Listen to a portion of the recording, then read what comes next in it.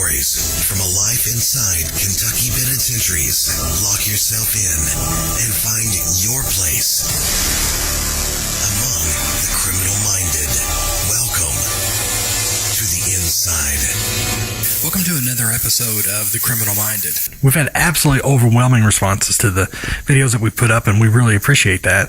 This podcast is really taking a part of your lives, and you're letting us know. So thank you very much for that. Today we're going to 1986, and we moved prisons after a short stint, or I guess I wasn't in the hole, so it's probably a long stint to actually be in the hole. 14 months is not a small stint. It's not a short stint at all. No short stint at all in segregation, I promise. Yeah, thinking about it, to me, in the big scheme of things, with as many years as you would see ahead of you, that's a short stint. But I can imagine being in that solitary confinement for 14 months was not seem like a short stint. Yeah, it wasn't no ride through the park, I promise you that. It's a maximum security prison, 14 months in the hose. It's not a joke, man. Did you get the hour a day outside your cell? Was it like that? Yes, you got an hour a day. 5 days a week, an hour a day, walking up and down the hallway in front of the cells. That was oh, so you couldn't go to the yard? You couldn't? No yard. You're still inside. You get out and stretch your legs for an hour a day, 5 days a week, and that was it for the 14 months that I did that time in the hole. Wow, that's inhumane. That's inhumane not to see outside for over a year. Well, with all the charges being assaults and rioting and of that nature, I think I had was sentenced to like 6 or 7 years in a hole, and they can do that. They can put you in the hole for that long. Yeah, they'll put you in the hole, and then they'll put you in another hole for an undetermined amount of time for them to determine whether or not you're ready to be returned to the general population. So they keep you in there for forever if that's what they want to do. Now, see, to the average person, what we know about the hole, we've probably seen on television or movies. And there was a movie that came out quite a few years ago about Alcatraz, and they talked about this guy that was in the hole for a year, and it drove him crazy. And in the movie, we're led to believe that caused some type of reform to where they couldn't just put you in solitary confinement like that. But in reality, they could. Oh, yeah. It still goes on today. If you don't comply with the rules, they have a place for you. I promise you that. I don't care who you are or how bad you are, they have a place for you. Yeah. Now, when some guys opt into protective custody, is that essentially what they're doing, is opting into going to solitary confinement? Or yes, pretty much. Pretty much that's what they're opting to go to. But they've got their own little population now that I think they let them out for a half a day on the yard. Oh, it's just all protective custody inmates together, and then they put them back in their cells for the day. So just the restricted movement, a lot more restricted than the average person that's on the yard, but not as much. They get like a couple hours in the morning from 8 to probably noon or something, or less. I'd say probably 8 to 11 or something, just 2 or 3 hours during the week. No, they don't get out on the weekends. Wow. So after 14 months of being in the hole, what do you have in the hole? Do you have everything you got in your cell, or is that restricted too? Well, yeah, that's restricted too. You have maybe a book or two to read, and a Bible, and some writing and reading material. Pretty much. That's it. So no TV, no radio. No, you don't get none of that. None of that. Are you able to talk to people in cells next to you, like through the vent or anything? Yeah, you can talk to guys next to you. They at one time they had these cabinets mounted on the walls inside the cells, and they took the cabinets out. They was like metal cabinets bolted to the wall, and they bolted all the way through from one wall to the next. Probably the concrete walls inside the cells are probably close to a foot wide. Right. And there'd be holes in there where they took the cabinets out, and little peepholes, and you could talk to your neighbor through them. But when they after the big escape in '88, they put steel plates over the front of the cells, to where you could still holler out the cracks of the doors and stuff like that, but it's difficult to really hear or carry on a conversation like it would be if the front of the cell was open like it used to be. Right. Yeah, because watching Lockup on MSNBC, whenever they went to Eddyville, there were some cells that were actually like cell doors, like what you think of when you think of a cell door, like old-timey jail door. But then there was another wing they were in where the doors were solid, and they had the little door that would open to serve the food back and forth, but they weren't bars. Yeah, I think I think there is bars behind them. They just welded up some steel plates and made the food slots where they open and close in the door. Yeah. And we had our doors fixed where they would open like garage doors. We cut the tracks off the bottom of them at one point. And, they beefed up the security, and that's what the end result was. They put the steel plates over the doors and stuff of that nature to prevent that from happening again. They was always just catching up with you guys, but they were never ahead of you, were they? They eventually catch up, but after the fact, it seemed like right. A lot of times I couldn't. It was like, I can't believe this is going on right in front of their eyes, and they're not. Yeah, they're not seeing it. They're not stopping it, or I don't know. Well, it's unbelievable sometimes the stuff we got away with in there. Coming from the side that was forced to be there, looking at the side that opted to get a job there, you have to admit, being a prison guard, not an easy job. Not an easy job at all. No, I'd say it's a very difficult job.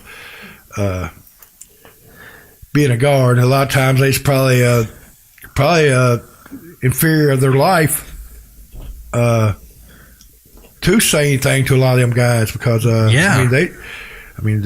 had nothing. A lot of them had nothing to lose, and is it really worth it to you to say something to this guy and know that he possibly, will retaliate and do something to you, See, that's even go as far as killing you, That's what I always thought of whenever I visited you at Eddyville.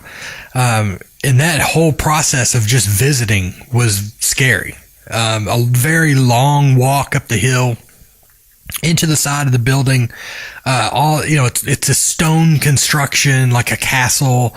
And then you get in, and the guards they weren't mean, but they were very prompt and strict. Exactly. They let you know that it was what they said, and you really had they didn't really care what you had to say.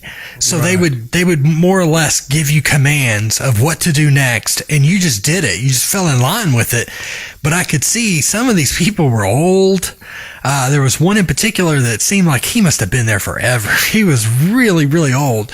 And I just couldn't imagine how he would maintain that authority, on the line.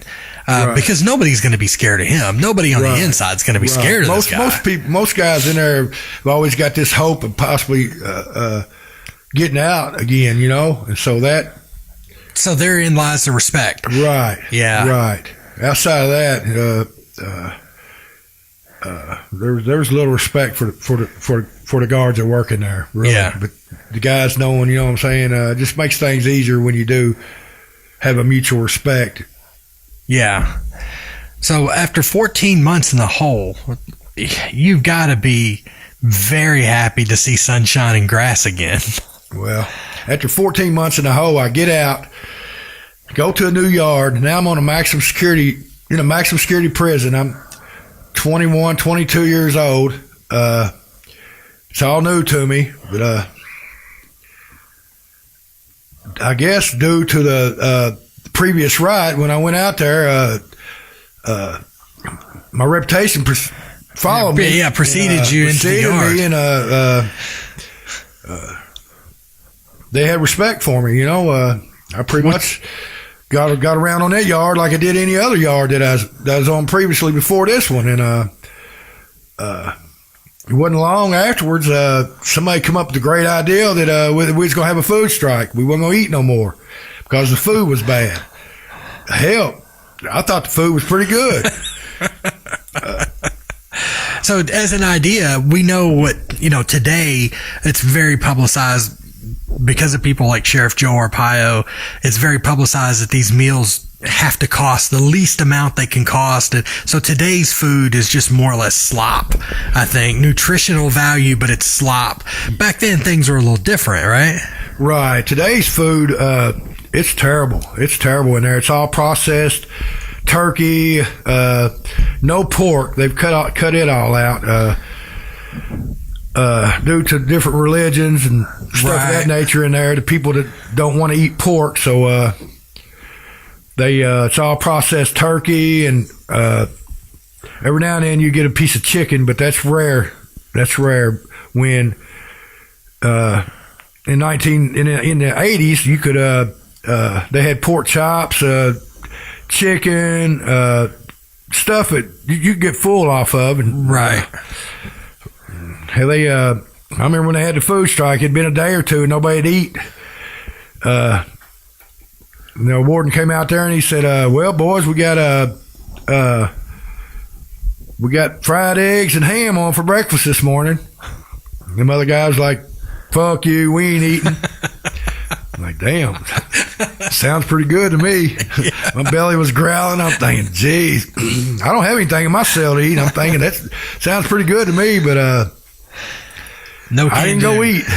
So even with that little bit of reputation that you brought with you, you still wasn't willing to cross that line. And no, I was smart enough to know I wasn't going in that chow hall to eat, because the guys that did go in that chow hall end up they got the fucks beat out of them for going in there and eating when they went against the whole yard. You know what I'm saying? About 15, 20 people. The ones that did go eat. So were things segregated? Like, was this like the white guys aren't going to eat, or was this like nobody's eating? Nobody's eating, white or black. Nobody's eating. Okay.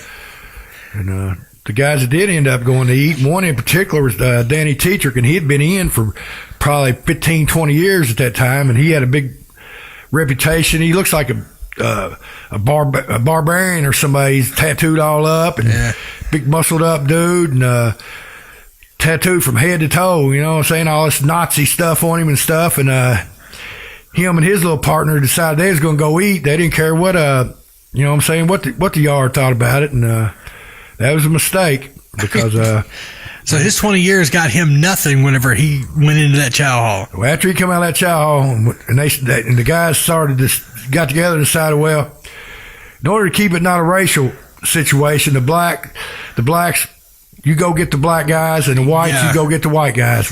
And bar none, whoever went and eat, you get your ass whipped.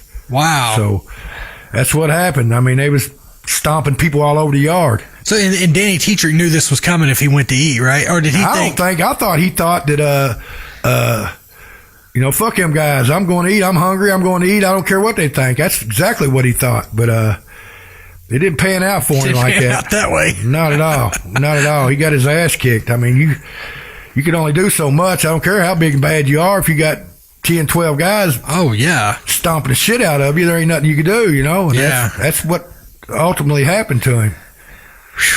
I remember them whipping this black guy around there.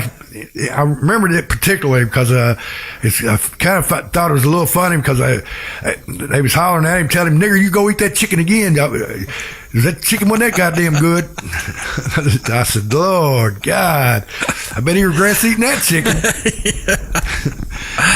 Wow. So how was it normal that there was that kind of working together between the whites and the blacks, or, because all we know is TV, and on TV there's a guy that leads, this color gang, and there's a guy that leads this color gang, and then normally it's pretty separated when it comes to stuff like that. Seems like, they don't, they just, if something happens, it's blacks against the whites, if one of the popular blacks gets into one of the popular whites or something of that nature, you know what I'm saying, then then it separates.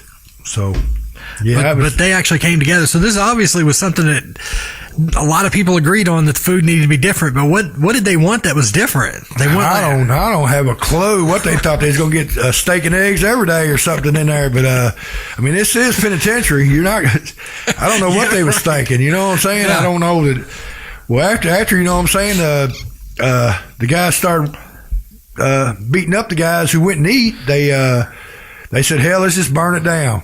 So burn the prison down? Yeah. So they started setting fires in the prison. They burnt the legal office down, all the law books and everybody's cases. Oh my God! This is before computers, so it wasn't like this stuff was. It was all on paper. You know what I'm saying? Everybody's stuff got burned up that was in there, and hell, they was gonna burn like the property room down where the guys like in segregation and stuff like that. You got to take your valuables to the property room and have it stored while you're there. Well, hell, they was going to set that on fire too, but my buddy Floyd said, hell, don't set that on fire. There's some good guys over in the hole, man. Don't burn their stuff up. So, oh yeah, they would have lost all their stuff, and they wouldn't even known this was going on, right? No, they wouldn't, because they're not on the yards. All their valuables, their pictures, or whatever they had in there would have been destroyed, and that stuff's hard to come by in there. TVs and all that stuff. So where were you during this? Like whenever they said we're going to go burn some shit down, where were you at? I sat back and watched them burn it down. I said, man, y'all's crazy. In my mind, I had a few months to see the pro board. I'm thinking, shoot, I don't want to get involved in this one. But the last thing you need is a match in your hand whenever you go to see the pro board. Oh, they was throwing pool balls at the gun tires. Throwing them at the guys with guns? Yeah. There's so many of them, though. You know what I'm saying? You got one officer up there with a Mini 14 or whatever it was he had. He's and then you got 20 guys throwing pool balls at him. He's gonna go for cover. He's right. So he pretty much went down inside the tire to prevent being hurt himself. Yeah. Well, let me tell you this too. I've been hit with a pool ball as a joke. Right. And it's no joke. Right. Right. Them pool balls are hard. You got somebody throwing them as hard as they can. Yeah, as hard as they can. Try, throwing at your head or anywhere they can hit you. A lot of people throwing them at that. Right. You're going to get out of the way. I promise you. At least I would. I gotta say, they are braver than me, because I can't imagine essentially taking a rock to a gunfight. I wouldn't have thought I'd win that one. No. Well, it didn't go on a real long time, and here, the Mercy Squad comes in through the back gate, and they look like Star Wars when they come in. Yep. They're shooting tear gas and firing shotguns, and they got shields, and so that's the end of that. They're not playing. And, shoot, Floyd, he's over there drunk on pills, hollering about pick that tear gas up, throw it back at them. Oh, those canisters are hot. Yeah, I know. That's what the guy tried to grab it. He said, it's hot. He said, put your shirt on it. Just throw your shirt on top of it. Throw it back at him. He's hiding behind a bell tower laughing, they're about to kill us right here if we don't get down, and you're over there laughing. Yeah. I'm like, geez. But that's how he was. He thought everything was funny. He didn't give a shit how serious it was. We're about to die right here. They ain't gonna do nothing. All right. Now, was he looking at a long stretch of time, or that was just his personality? That was just his personality. I wouldn't care if he's going home the next day. He probably would have still done the same thing. You never meet another one like him, I tell you that. He was a wild, spirited guy, man. Like a Apache Indian back in the day or something, He was wild spirited, man. He didn't care. He wasn't serious about anything. He could get serious, but right. When it come to them, he was always laughing. So they got control of the prison again. Yes. Put everybody on lockdown, I'm sure. We're all on lockdown. Everybody goes on lockdown, lock the prison down. What is it that keeps going off? Is that you? Yeah, we're on lockdown now, and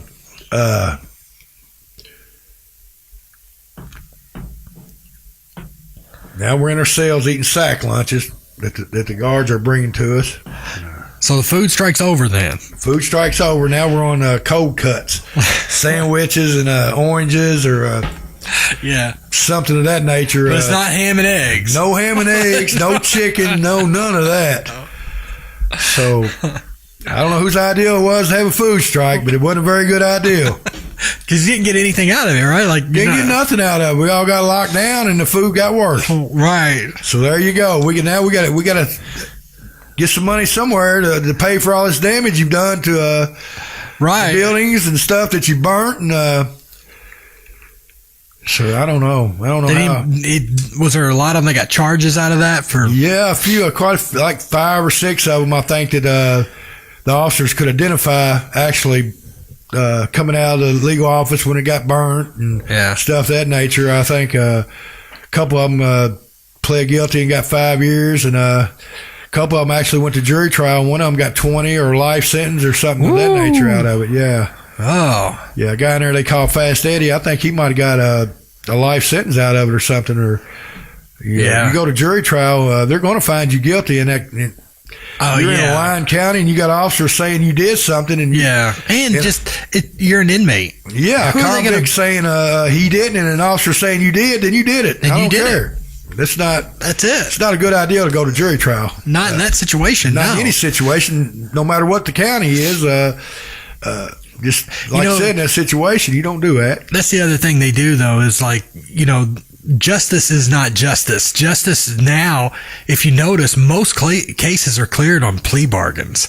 They try to keep them out of actually going to court. So they throw so many charges at you that you're going to take a plea, because if you go to a jury trial and you lose, you're looking at a lot more time. Oh yeah. So you're going to take the little bit of time that they're giving you, even if you didn't do it. You're going to take that time in order not to spend the rest of your life locked up. That's the smart thing to do. I mean, I've been through 3 jury trials where I wouldn't plead guilty, and the last one, the third one, said the third time's a charm. So that's what it was for me. They enhanced the a 20-year sentence.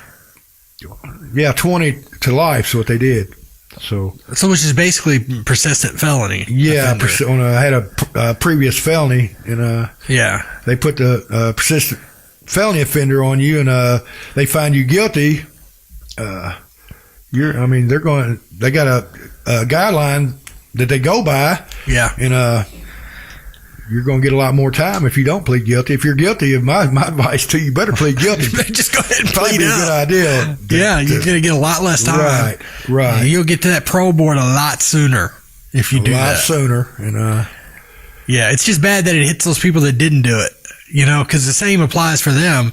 If you didn't do it, unless you got some rock solid case that you didn't do it, which being a convict inside at the time, you ain't got a rock solid case. Not at all. You ain't because who are your witnesses? Your witnesses are other convicts. I mean, I had got a knife charge in there once, and it was actually buried in the ground, and I went over and stepped on it with my foot and walked off. And one of the officers in the guard tower seen me in that area, and he concocted this big story that he seen me messing around down in that area, digging and all that. And I actually had to plead guilty to it.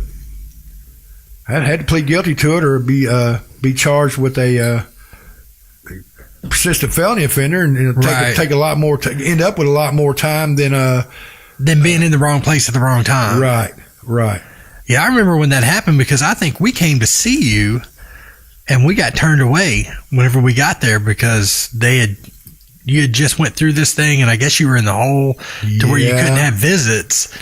Because there was a point where you were in the hole and you had to visit through glass. I remember that. Right. But whatever happened, we got there and they turned us away. Said we couldn't see you. Right. Which back then was a big deal, because in the 80s, you didn't drive that far. Like this was the furthest trip that we would ever take was to go see you. That was the biggest trip we would take. Right. 100 miles down the road. That's a long ways back then. In the 80s. I couldn't get transportation's not all that great anyway. That's right. I couldn't get my mother to take me to the mall on the other side of town. She'd say it's too far. So for us to go there was a really long drive. And I remember how upset she was at you thinking that you did something, you screwed up in some way. I always screwed my visits up somehow or another. Has something to do with drugs or something of that nature. They take your visits, and it was rare that I had contact visits for a lot of years. I didn't have contact visits because I couldn't stop using. Right. Even in there, Yeah. So. Now, once you're in there though, do you just kind of, is it just in your mind that, look, you're not a part of the outside world, so if you don't get visits, you don't get visits? Or because you can't think about that all the time, or you drive yourself crazy. I mean, I love my family, but during my stints of incarceration, I try to block out the outside world, and I'm here. You know what I'm saying? Your ass can't be in there and your mind out there, because it don't work like that. So I had to focus on me and my surroundings and the world I had to live in at that time. So and you had a family in there. I had a family in there somewhat. People that you considered to be just as close as family, and you saw them every day. So it wasn't the same by no means, but you learn to adapt and adjust and overcome, and you got to live somehow or another. You want to live or die. So. Listen, I understand. I didn't understand at 12 or 13. I didn't understand. And I'm just being honest with you. I didn't understand. I always looked at it like, oh, you're choosing, this life over the life that you could have with us. But and it maybe in some ways that's the case, but not the way I was thinking.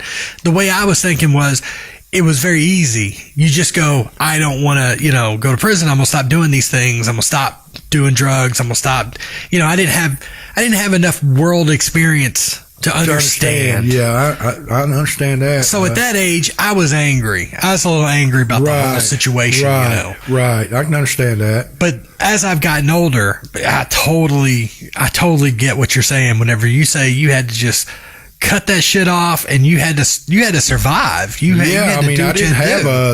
went in there at a young age. I really let myself be influenced by a bunch of crazy son of a bitches that was in there. Really, I'm thinking, you know what I'm saying? They runt me for real. Being around all that at a young age, and I didn't have anything positive on my mind. Right. It was all a bunch of negative bullshit that I was taught inside there, and I don't know what I was thinking. I wasn't thinking, Well, I mean, here's one thing that we both know now that, we're either into our 40s or into our 50s in your case. One thing we can agree on is 21, 22, 25, that's not an adult. That's a kid. Yeah. I mean, you still think like a kid. You still react like a kid because you still don't have enough life experience. The life experience that you got by the time you were 25 was way more than I had when I was 25. Right. But it was different. The things I was experiencing was totally different than the things you were experiencing. So I don't know I don't even know at 25, if then you can say, okay, well, you're ready to be an adult. I don't think you're really an adult. You're just ready to be an adult at 25. But at 21, 22, you're still acting on the influences of all these people around you. You were, and maybe you thought that's what you had to do. That's what I felt like I had to do to survive. You know what I'm saying? I couldn't let any of them think they had the upper hand on me, because you can't do I was taught that you can't do no more to me than what I can do to you. If I feel threatened or in harm's way, I'm going to act. I'm not going to wait around and let it happen to me. So that's the kind of attitude that I had. I'm going to survive somehow. Once you got in, did you look at these other guys like for advice? Like, is it like that, or do you just pretend like you know it all to get through? Or do you actually say, look? Well, I had a friend or two. You know what I'm saying? that I go to for advice. Floyd was one of the main ones that I'd ask about. You know, what do you think about this, or you think about that, and he would give me the advice that he thought, you know what I'm saying, was the best advice to give me. And so I learned a lot from him, really. Well, yeah, you had somebody. You weren't just winging this whole thing, and not on my own. You know, Floyd had been there 15 years, and after that first ride, and we get to Eddyville, he told all them guys, he said, I just well have this motherfucker right here with me as I would any of you guys. Yeah. So that right there was a big, big shoes for me to have to fill right there. You know what I'm saying? Yeah. So, and they knew, you know what I'm saying, that he could be dangerous. He's very dangerous at times. So so his reputation really, because of that, kind of rubs off on you, and people go, well, wait a minute. If Floyd is that dangerous, this motherfucker here might just well be that dangerous too. Yeah, you know what I'm saying? When they moved, switched cell houses from, they built a new cell house for the general population. Just so happens I'm the first guy on the move sheet to go in the first security cell. So right by the guard desk. Yeah, right in front of the guard tower. You know what I'm saying? Right. Hell, I'm nothing but 22 years old, and they're looking at me like this guy's subject to try anything or do anything. So just keep an eye on him. That's the kind of reputation I went on that yard having after the ride at Northpoint. Man, you know, talk about experiences. You come right from a riot. Right into another riot, man. How the hell does this happen? That's your luck. That's what that is. Yeah. I guess they want to have a riot down there since we had a riot. They want to have some fun too. Shoot, I don't know. Well, you survived it, and literally you survived to have even more. To me, they're adventures. To you, I'm sure you look at it a little different way, but some of the things that you got yourself involved with, as dangerous as I'm sure it was at the time, almost comes off a little comical now. You know, things we'll talk about in future podcasts, like The Great Escape in '88. It's almost comical for me to read it, because to me, I'm thinking about these Keystone cops, you know, these bumbling guards that, you know, they couldn't even keep you guys from getting out of your cell. And now you're just leaving the prison at will, you know? Right. You're just leaving. So, right. No, they escaped down there on a regular back in the day. Yeah. And you guys really wrote some type of history, because I would say that a lot of the things that are in place now for those guys in Eddyville are because of you guys. So, yeah, I guarantee it is. So there's a lot of people serving time right now that can look at you and say, well, thanks, because, you know. Oh, yeah, they're still feeling the effects. They're still feeling it. I guarantee after all these years. Guarantee it. Well, that's going to catch us up for this episode. Thanks for joining us, and stick around. We got a lot more coming. Welcome to The Criminal Minded.